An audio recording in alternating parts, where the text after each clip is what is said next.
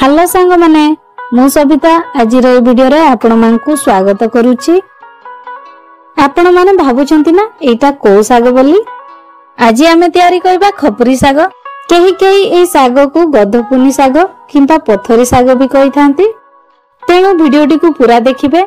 ए वीडियोटी आपण मानकु भलो लागले आम चैनल टी को सब्सक्राइब करबा को जम्मा भूलिबेनी। ता सहित गोटे सुंदर कमेंट लाइक और शेयर करि देबे। हेले मते भी भलो लागिबो आपण माने मो चैनल टी को भलो पाउछंती बोली। ताहले आसंतु आज रो वीडियो टी स्टार्ट करबा।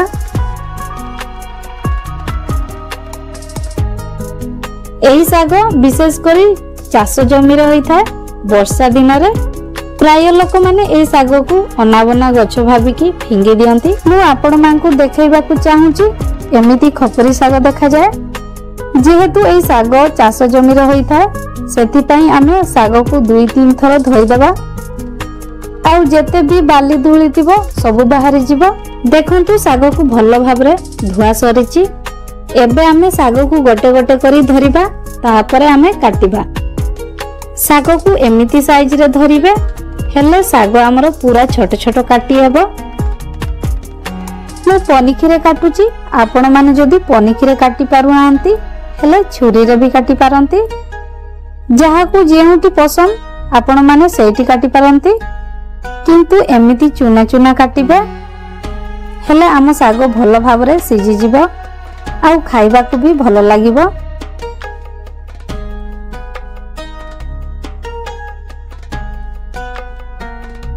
एबे आमे साग को काटी सालुनी। सागर मु एठी गोटी आलू नेछि। आलू को भी आमे काटी देबा। आलू को एमिति काटिबे नहले आपनक पसंद रे काटिबे।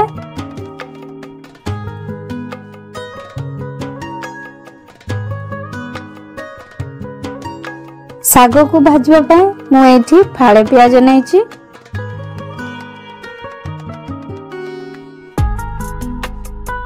ता सो 3-4टा कंचा लंका को भी काटी देबा। एबे हमर लंका कटा सरिला। तापरे आमे रसुण को भी काटी देबा। आपण माने देखि पारुथिबे साग को रांधिया पई मु एठी कटा होइतिबा प्याज लंका नेछि। तापरे रसुण 3-4टा बिरी बड़ी। एबे आमे गोटिए कढ़ाई रे टिके तेल दे देबा। तेल टिके गरम हेले आमे बिरी बड़ी को भाजी नेबा। तापरे आमे ताकू बाहर करि देबा। एबे सेही कढ़ाई रे ही आमे आउ टिके तेल दे देबा। तापरे आमे जो काटी के रखिथिलु प्याज और लंका को पकेइबा।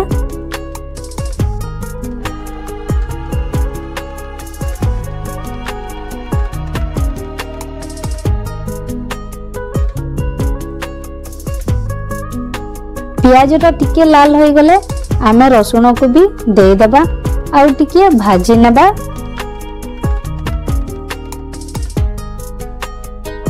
तापरे आमे साग को पकेइबा।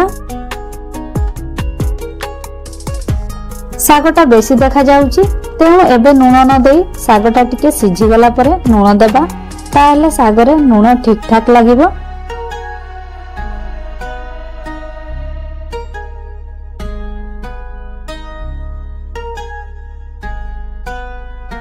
एबे आमे साग को देखी स्वाद अनुसार नून दे देबा।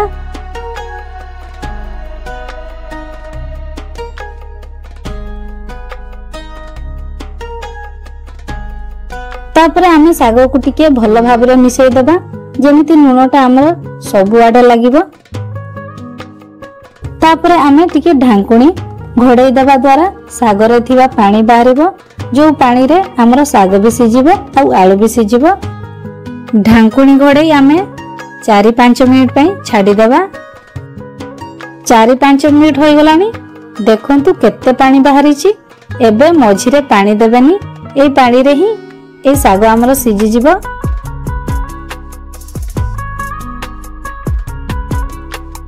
पुणी थरे आमे साग को सिझिया पई ढांकुणी को दे देबा 5 मिनिट पई। एही सागटा सिझिबा भितरे आमे 2टा टमाटर को भी काटी देबा। आसंतु ए सागर बेनिफिट विषय जानि नबा। एही सागरे विटामिन और मिनरल्स भरपूर मात्रा थाए जहाँ आम शरीर को मजबूती दे थाए। आखिर रोशनी पाई एही साग बहुत उपयोगी होता है कारण एथिरे विटामिन ए मिली थाए। आंठू गंटी पेन किंबा गोड़ हाथ पेन होइथिले एही साग खाइबा द्वारा भलो होता है। पथरी साग आमको किडनी स्टोन किंबा यूरिनरी स्टोन हेबारु रक्षा करिथाए। 5 मिनिट हो गलानी एबे आमे टिके साग को चेक करि नेबा।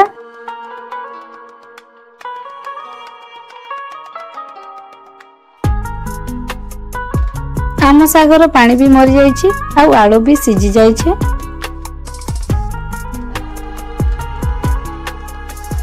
जदि आपण मानकु मोर ए वीडियोटी भलो लागिथिबो ताहले लाइक शेयर करबा को जमा भूलिबानी।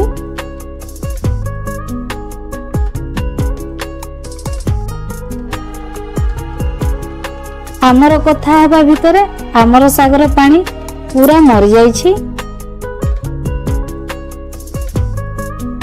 एबे आमे टमाटर को भी पकेबा।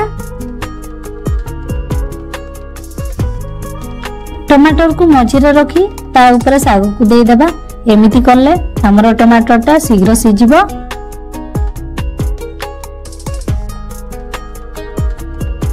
तापरे आमे टिके समय पई ढांकुड़ी घोड़ाई देबा। ता भीतरे आमे बिरी बड़ी को हाथ रे धरी छोट छोट करिबा। बिरी बड़ी को जते बेले सागटा सिझी जिवो सेते बेले देबे न हेले पूरा गुंड होई जिवो।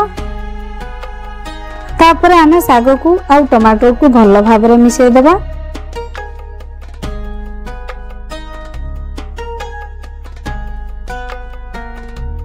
एबे आमे भाजी की रखिथिबा बिरी बड़ी को पकेबा।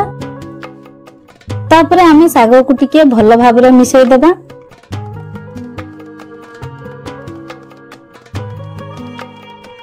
देखंतु आमर खपुरी साग रेडी होई गला। एबे आपण गरम गरम भात किंबा पखाल सांगरे एटा को खाई पारिबे। एई साग को आपण निश्चय ट्राई करिवे आ आपण मानकु एटा केमति लागला कमेंट रे जणाइबे। ए वीडियोटी आपण मानकु भलो लागिले आम चैनल टी को सब्सक्राइब करबा को जमा भूलिबेनी। ता सहित गोटे सुंदर कमेंट लाइक और शेयर करि देबे। हेले मते भी भलो लागिबो आपण माने मो चैनल टी को भलो पाउछंती बोली। ताहले पुणी देखाबो आउ एको नुवा वीडियो रे। सेतिकी जाय रहली। नमस्कार, टेक केयर।